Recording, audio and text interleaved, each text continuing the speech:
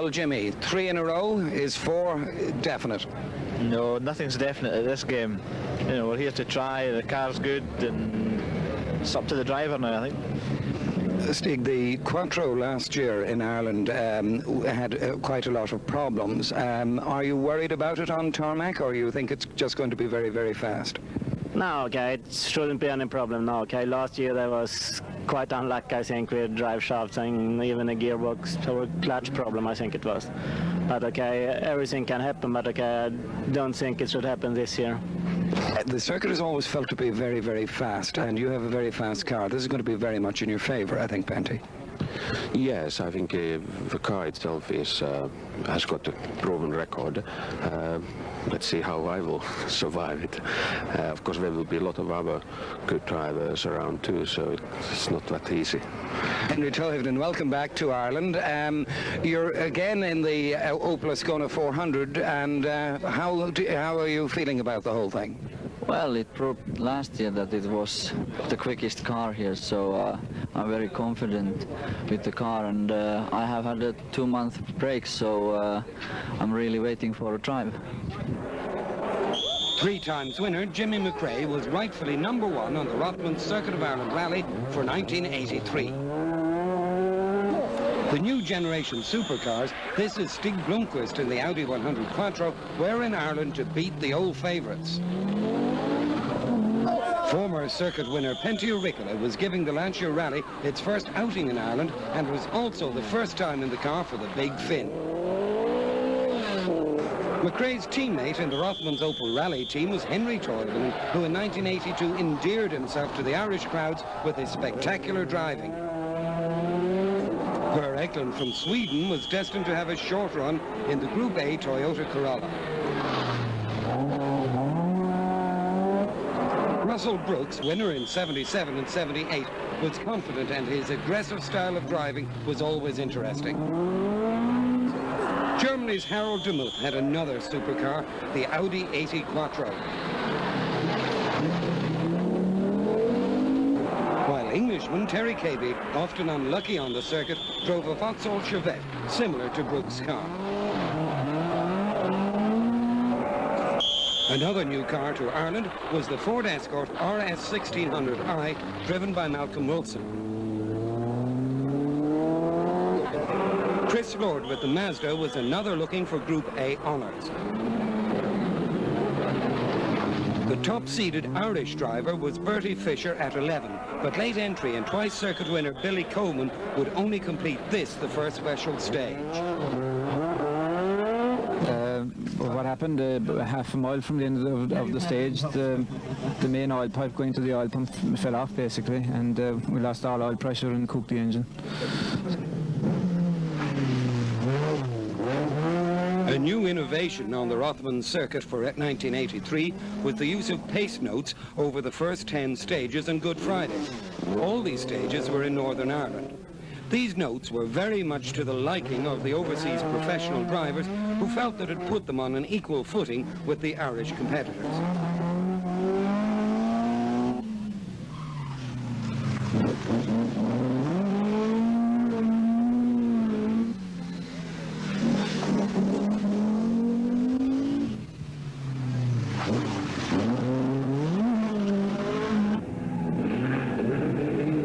After the first stage, Jimmy McRae was third, behind this man, Stig Blomqvist.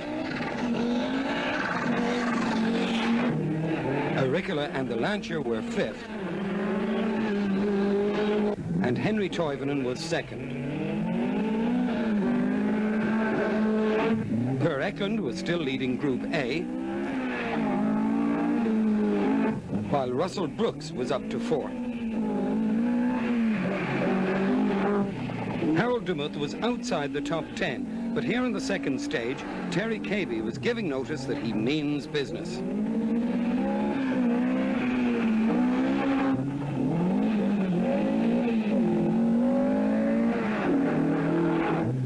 Bertie Fisher's clutch pedal jammed down here and would be attended to at the first service before stage 3.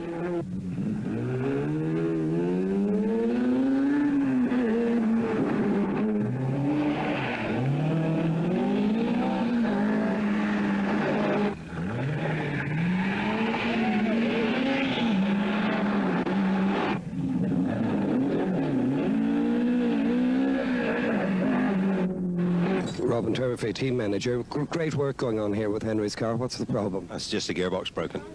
How long is that going to take? 15 minutes, we hope. As quick as that? 14 minutes, we hope, so you don't lose any time. Yeah. Jimmy, any problems so far? No, we've had a badly buckled back wheel which has been causing a vibration, but they're curing that now. And we also think we're 20 seconds out in a time in the last stage, but we've queried it with the organiser, so we'll wait and see what happens.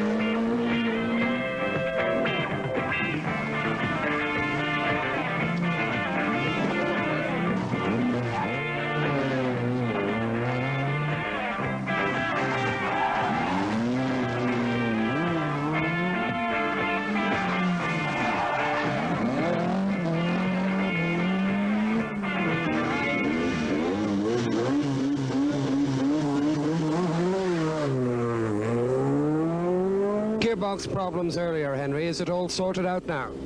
Yeah, we had just fourth gear on the second one, and I think we lost about between 30 and 40 seconds. Good. Where do you reckon you are at the moment? Well, it seems that we are second, just 1 second in front of Carrignavar. Thanks very much, Henry. While Henry Toivonen was confident at the start of Torhead, this would be the last we would see of him as the back axle self-destructed on that stage. Another victim on Torhead was Per Eklund in the Toyota Corolla. But Blomqvist's Audi Quattro was the pace setter, and at this point he led Jimmy McRae, but both of these drivers were soon to be in trouble. Pentti Rikkilä was third here on stage 6.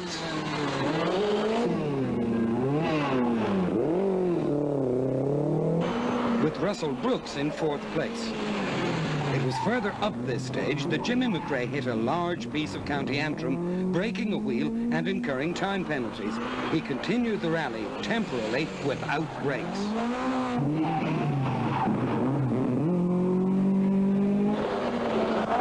Bertie Fisher was now fifth in the Open.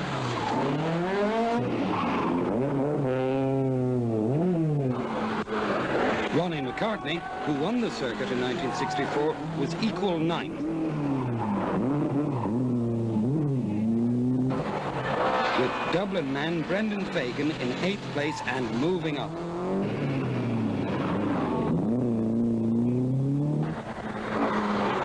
Winston Henry was also coming into contention with his escort.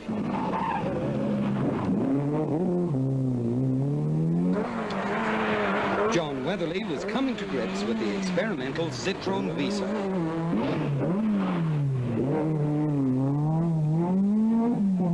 Quickly this morning, Stig, are you happy with things so far? Yeah, okay, it has been working quite okay. We should do some adjustments now with the suspension and things like that, because it's brand new things we are trying, so it's just to test now and try to sort it out a little bit. Good. You're not intending to run away too much, are you? No, it's no problem, I think. It's how we just start, and okay, now when it's practice and the stages are very fast, so the car is very good for those kind of stages. Good, we'll keep up the good work. Thank you, Stig. What's been for you this morning, Malcolm? Pretty hectic. We've had to change the gearbox already. We thought we were going to be out of time, but the boys did a tremendous job. And we're back in the rally again. We only lost 4 minutes, so it's quite good. You feel you'll be able to make that up between now and Killarney anyway? Oh, there's a long way to go, isn't it? Anything can happen. Thanks very much. Cheers. Thank you. But on stage 7, it is this supercar, Rikkilå's Lancia, that leads as the Audi Quattro of Stig Blomqvist went out of the rally with a broken gearbox. Russell Brookes was second, and McRae has no brakes.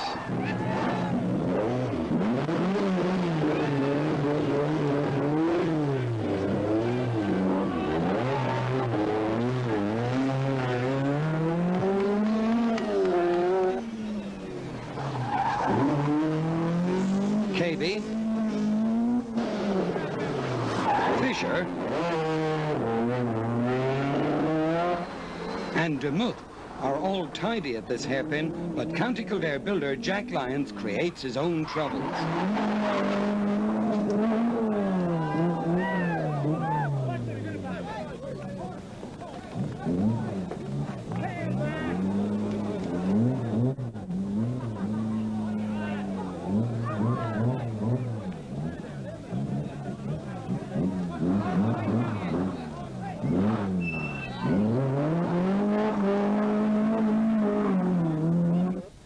John Morley was in bigger trouble, but he was in quite good humour.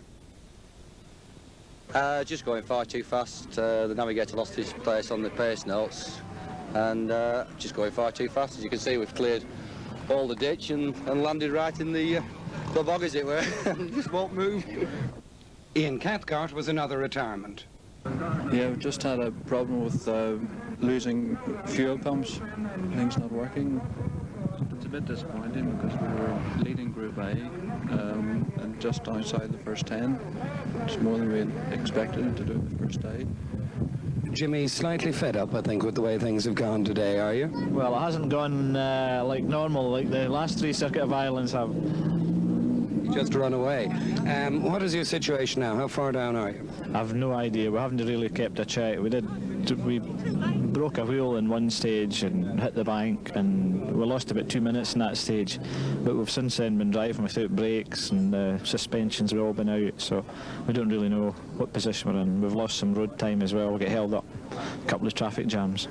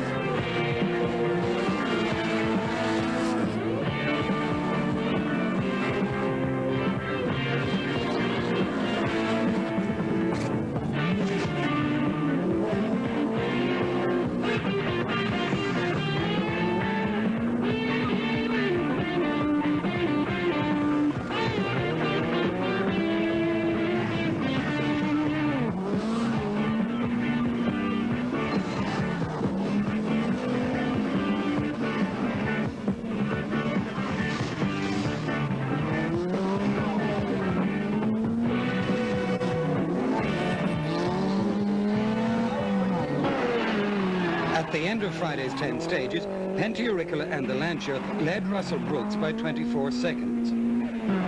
Bertie Fisher was third, and Terry Cabey fourth. Austin McHale was in fifth position, with fellow Southern driver Brendan Fagan in sixth. While Ernest Kidney in the Datsun was in seventh, with Winston Henry eighth. Harold Demuth was ninth, with Raymond Knox in 10th place. Dan Daly was in 11th position, with Malcolm Wilson leading Group A in 12th, and Louise Aiken in a similar car to Wilson's leading the women drivers.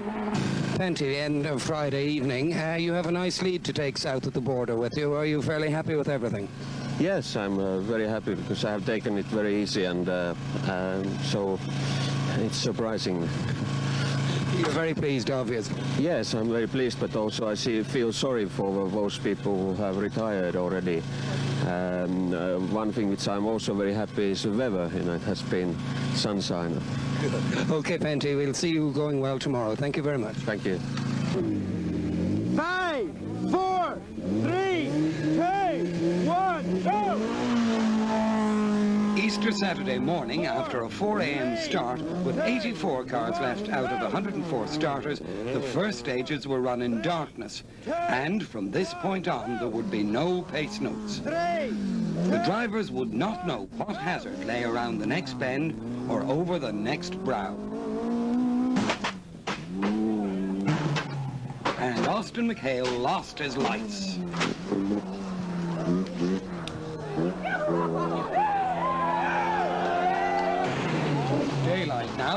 remaining cars streamed south. Jimmy McRae was fighting his way back up through the field, having restarted in 35th place. And an early retirement on Saturday was Dan Daly, who had been 11th overnight.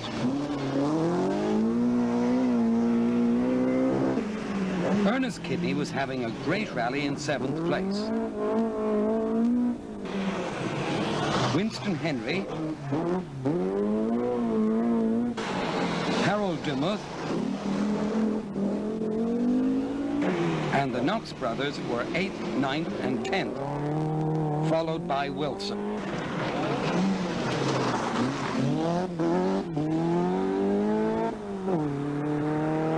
Russell, how has it been since we spoke to you in Dundalk a couple of hours ago?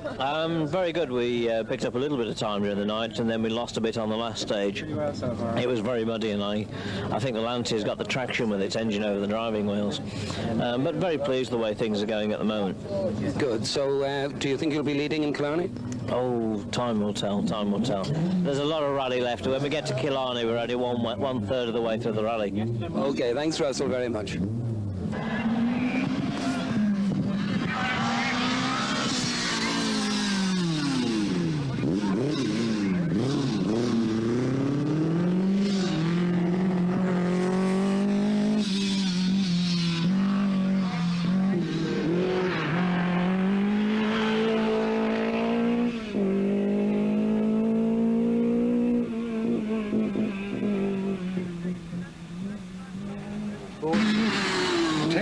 People gathered at Mondello Park Racing Track in County Kildare to see the Rotherham Circuit of Ireland competitors do 2 laps.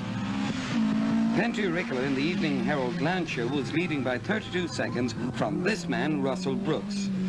Englishman Brookes was getting into the groove and was taking back a little time from the Finn in the Italian supercar.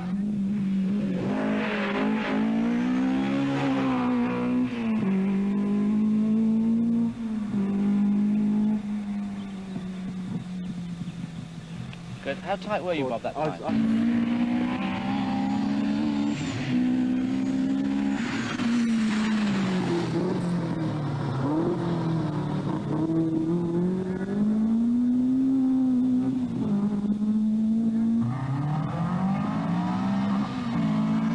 Bertie Fisher was the leading Irishman in the Opel Ascona 400.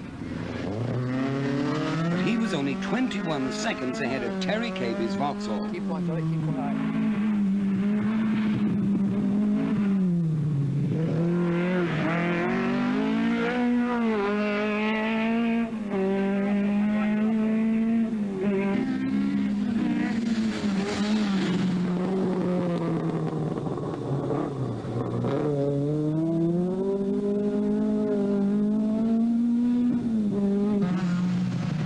Cavey, however, almost got it all wrong at Mondello.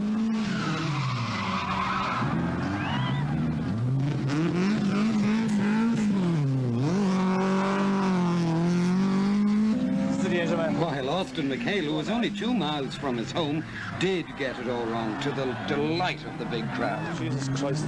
Great. Stay there now.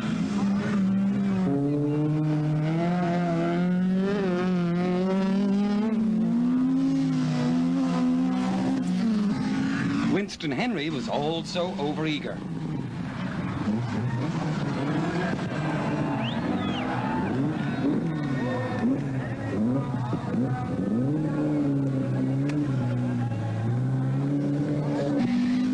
And Malcolm Wilson went autocrossing due to having lost the limited slip differential.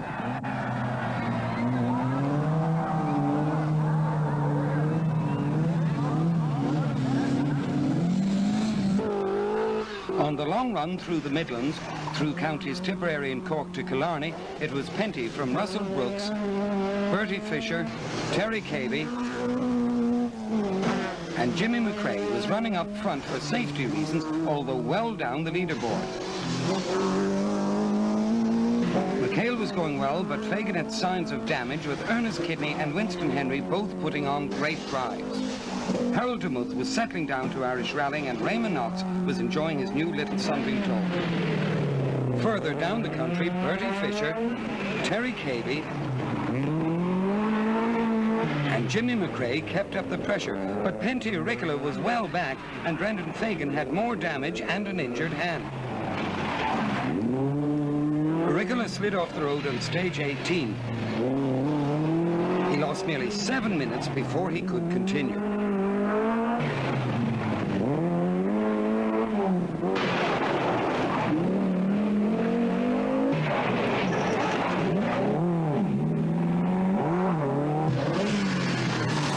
This latest drama meant that Russell Brookes was the new leader, with Fisher in second place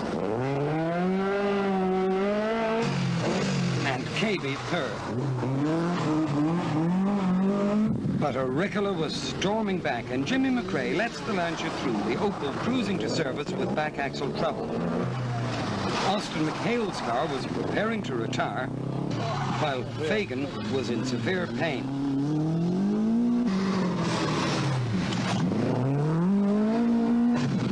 Winston Henry had a flat tire, and DeMuth was still in the swing of things, but Malcolm Wilson had retired with a broken differential.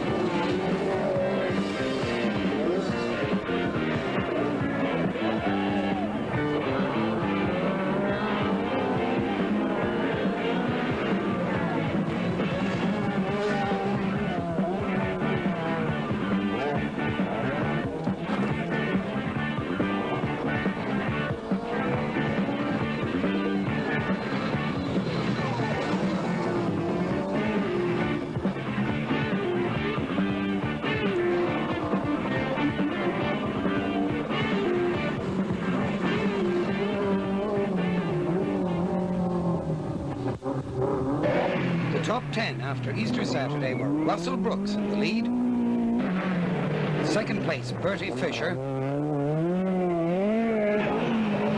third was Terry Cabey, in fourth place Penty Ricola with the Lancia, fifth was Brendan Fagan,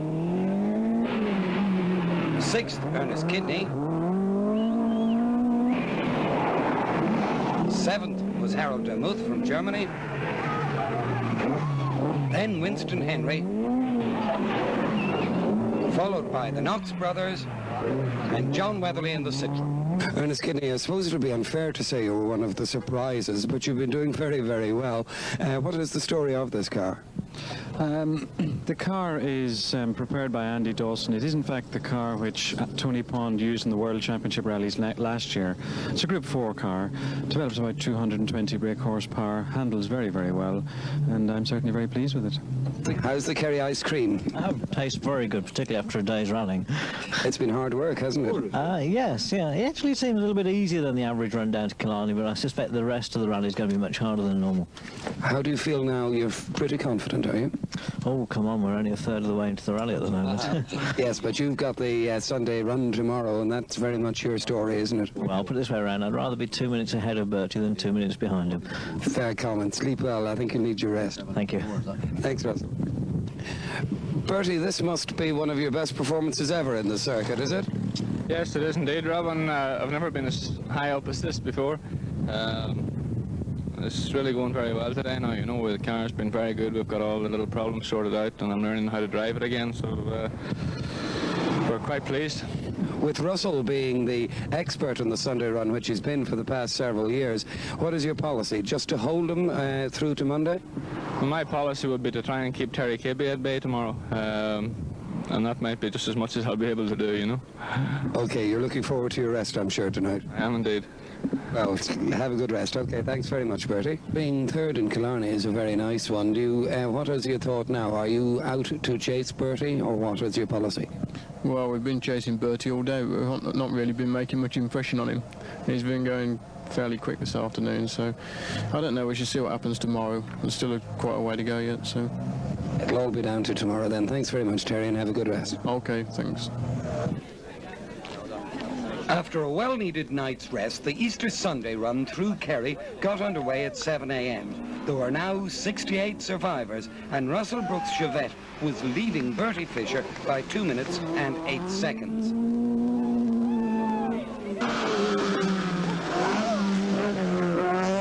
Terry Kibbe's Chevette was 1 minute and 1 second behind the Opel driver, with Brendan Fagan in 4th place.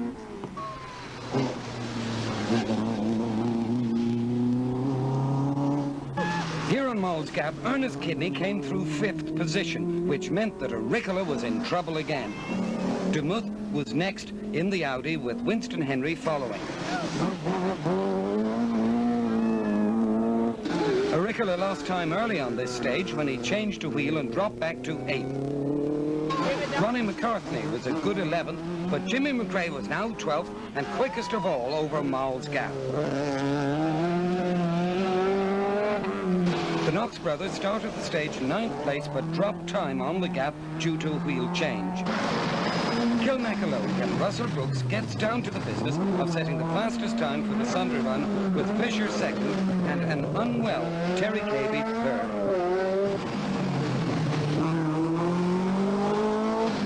Brendan Fagan was next, ahead of Ernest Kidney and Harold Demuth.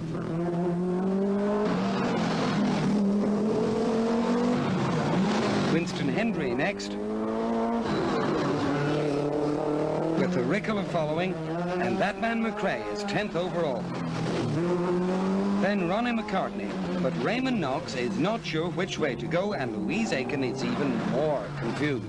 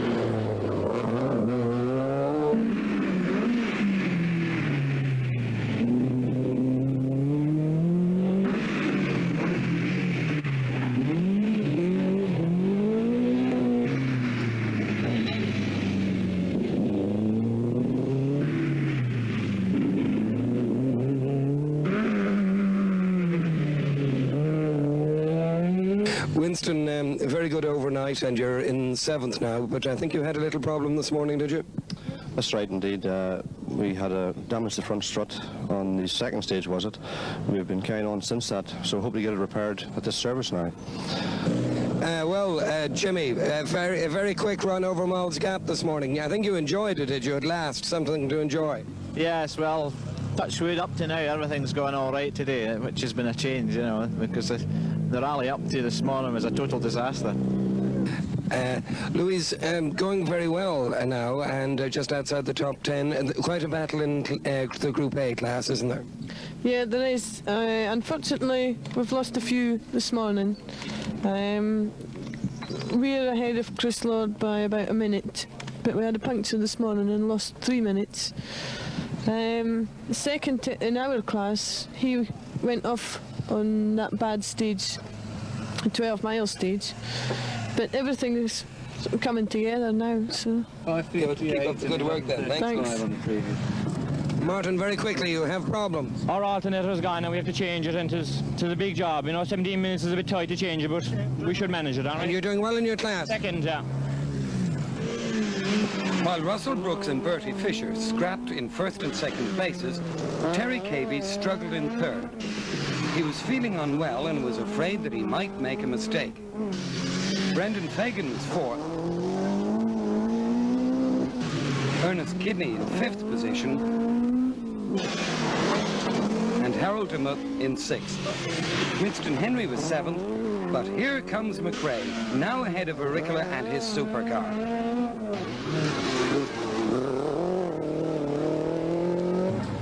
But there was more drama to come. Terry Cavey was out of the rally. He went off the road and was stuck in the bog. So now Brendan Fagan is in third place. Ernest Kidney, after a 3-year layoff, is fourth. DeMuth used the four-wheel drive to full effect.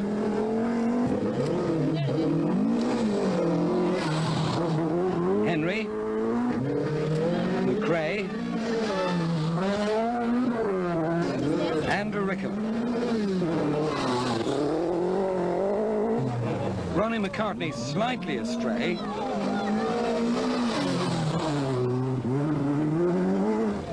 Wilson was neat here. And Weatherly's little Group B Visa was very tidy. Further down the field, Keith Edwards. But Willie Singleton goes wide.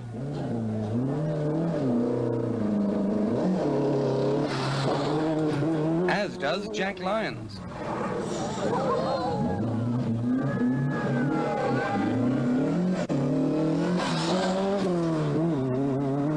And poor old Martin Grandin was still in trouble.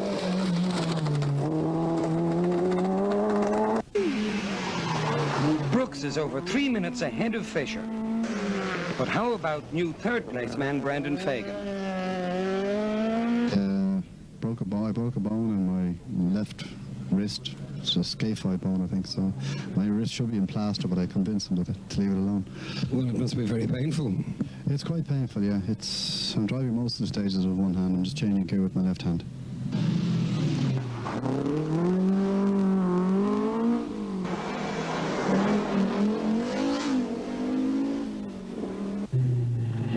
Just when the leaders thought that all they had to do was to finish the Sunday run, the rain came down to catch out the complacent.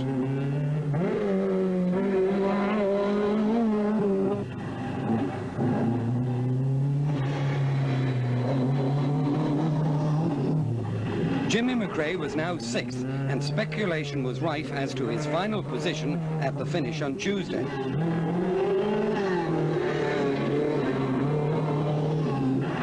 By now, the rain was calling the tune. Raymond Knox was careful.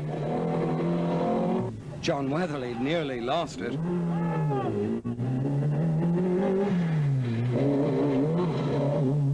And Desi McCartney, in the standard Lancia supercar, knew how to handle the conditions. Frank Fennell was leading his class,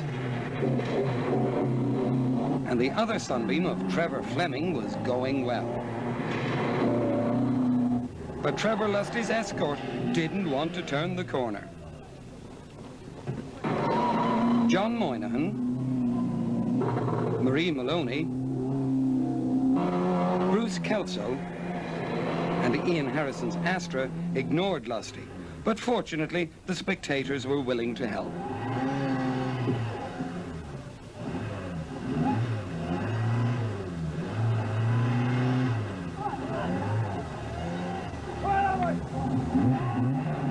Say thank you, Trevor.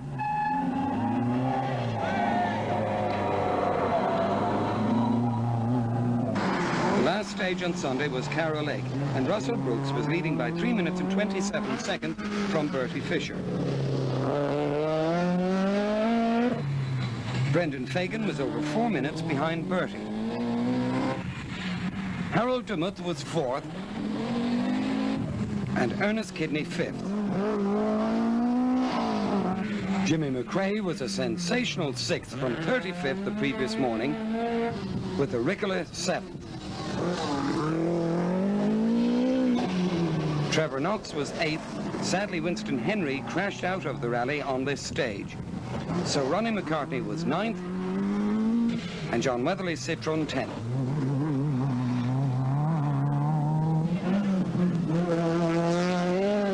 Monday afternoon, and it was sting in the tail time. There were 57 cars left in the rally to face the long drive north to the Belfast finish at Tuesday noon. The main questions were, would the Sunday winner and rally leader Russell Brookes hold his lead, or would Bertie Fisher win for Ireland? Where would Jimmy McRae finish? Would the remaining supercars, Demuth's Audi and Ricola's Lancia, complete the rally?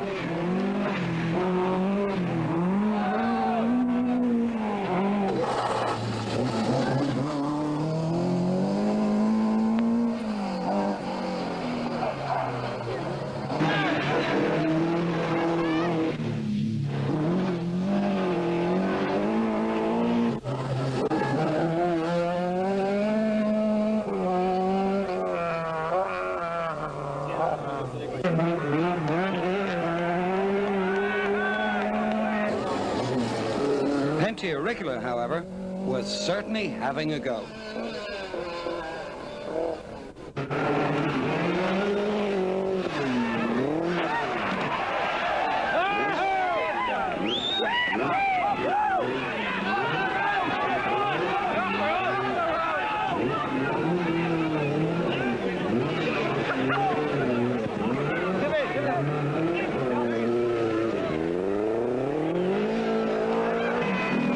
So was Harold Demuth.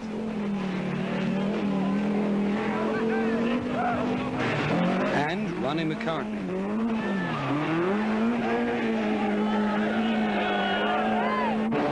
Stanley Orr by this time was just outside the top 10. Let's now enjoy watching these top drivers at high speed.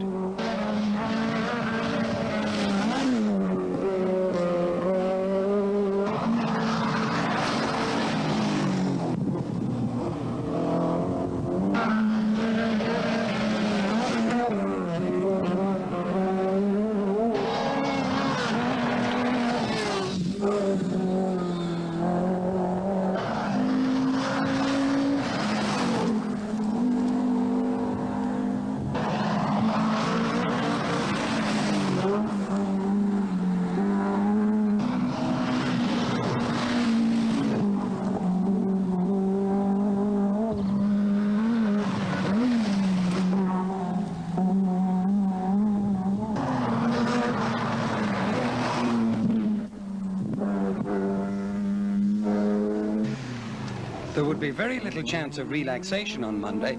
As the afternoon wore on, there would be a short supper stop at Oughterard, but it was still some time away. Brendan Fagan was still suffering with his broken wrist. And Jimmy McRae was now really enjoying himself. Pentia Ricola fought on with the supercharged Lancia. And Harold Demuth punished the Audi. Ronnie McCartney goes through as Jack Lyons was at it again, and he crashed out of the rally late on Monday night.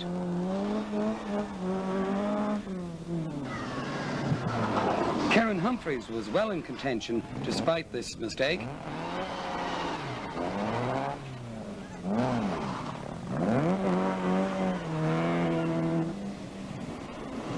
John McCullough knew what he was doing, but Willie Singleton couldn't make his mind up.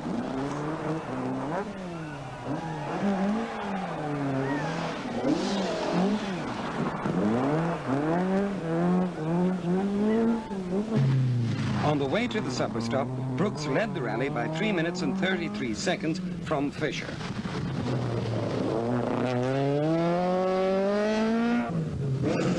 McRae here was fourth, but would inherit third place from Fagan. Fagan crashed on the road section after the supper stop.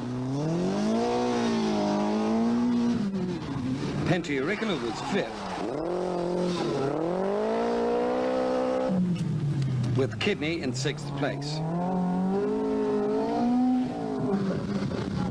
Ronnie McCartney was seventh, and the circuit veteran was still showing that he was willing to have a real go.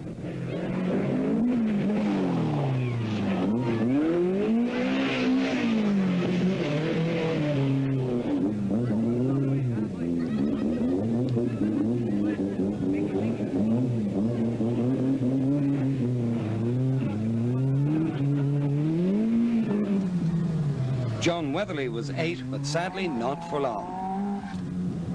Ninth and leading Group A was Chris Lord in the Works Mazda, while Louise Aiken was 10th, second in Group A and the leading lady driver.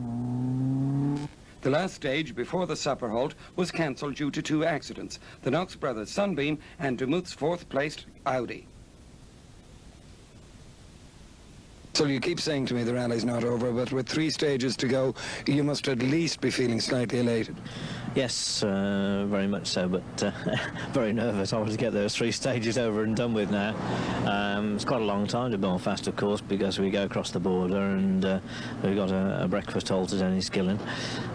So I've got to sit around and wait and sweat it out for a bit. Good. Did you realise when you started in this rally that you might get your 3rd win? We were hoping so, yes, and in fact we set out right from the word go with the aim of winning it. I remember the team manager for Lancia came up and said, what are the tactics on this event? It's about time you tried flat out right from the word go, and that's what we've been doing. Well, it's been very good, so enjoy your breakfast and let's hope you get the champagne at City Hall. Thanks very much. Thanks, Russell. The last night, as always, produced its share of retirements. Not running by daylight were Desi McCartney, Fagan, Weatherly and Penty Lancia, which had just nudged McRae out of 3rd place and ended up in a bob. Ireland defeated the supercars yet again.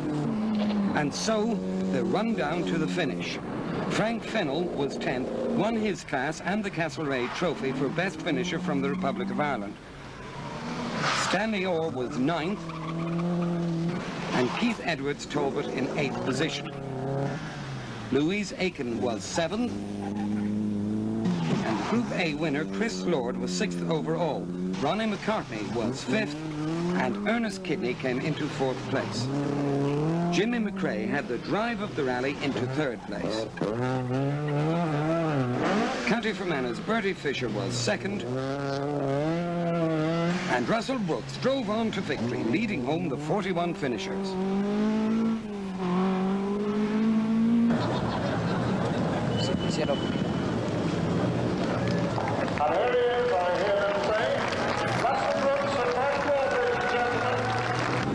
The Rothmans Circuit of Ireland Rally winner for 1983, Russell Brookes, and co-driver Mike Broad were welcomed back to the Belfast City Hall after 5 days hard driving. Bertie Fisher maintained the honour for Ireland in 2nd place, and Jimmy McRae must wait his 4th victory. But what a drive by the Scot. 1983 was yet another vintage Circuit of Ireland rally.